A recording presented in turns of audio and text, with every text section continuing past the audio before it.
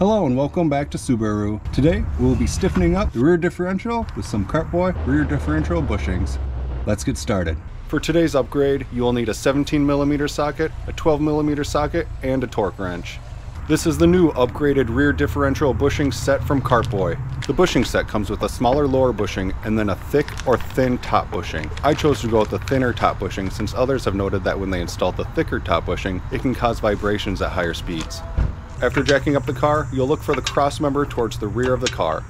Undo the 3 bolts. The larger is a 17mm bolt and the 2 smaller ones are both 12mm.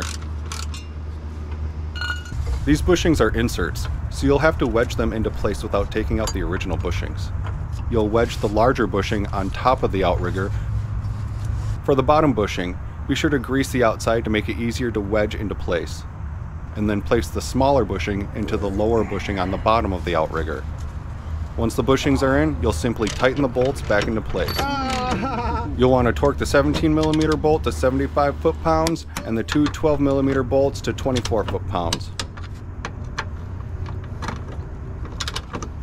Now for the other side, just rinse and repeat. You can feel a lot of vibration has gone away. Now that the bushings are in, you can see that the rear differential is not moving around as much as before.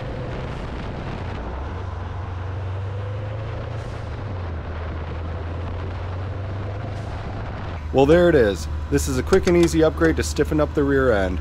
If you found this useful, give this video a like and subscribe for more Subaru content. See you in the next one. Bye!